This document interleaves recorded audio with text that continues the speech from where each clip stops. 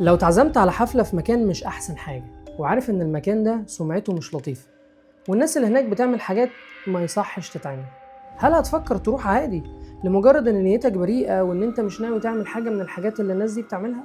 أنا عن نفسي مستحيل أوافق أروح. مكان مش مكاني، مش شبهي، مكان ربنا مش ممكن أبدا يكون مبسوط من الحاجات اللي بتحصل فيه. أنا أروح هناك أعمل إيه؟ أنا بقول كده علشان في ناس شايفة إن الاحتفال البريء بالهالوين مفيهوش مشكلة. شوية الحلويات ولبس الملايكة والحيوانات والشخصيات الكرتونية ممارسات مفيهاش حاجة غلط. بس بنفس مبدأ الحفلة اللي مش هنروحها عشان ما تناسبناش، الهالوين كمان ما يناسبناش. يوم أهدافه وحشة، روحه وحشة، ألوانه وديكوراته ومزجته وحشة، كل حاجة فيه وحشة، يوم كله موت. فاحنا المفروض ملناش علاقة بالموت. يسوع لما مات علشان زي ما اتكتب عنه كده لكي يبيد بالموت ذاك الذي له سلطان الموت، أي إبليس. احنا المفروض إننا الأحياء في عالم ميت.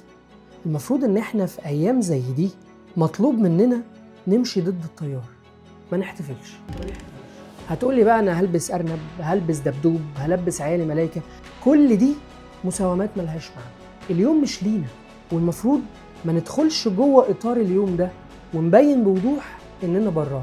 اليوم اللي الناس بتلطخ فيه وشها بالدم وبيعلقوا على بيوتهم هياكل عظمية ووشوش أشباح، يوم بيهين رسالة المسيح ودعوته للحياة. يوم دوري ودورك إننا ما نشتركش فيه ولا نتشبه بيه، ولا من قريب ولا من بعيد. نور مش هنسيبها.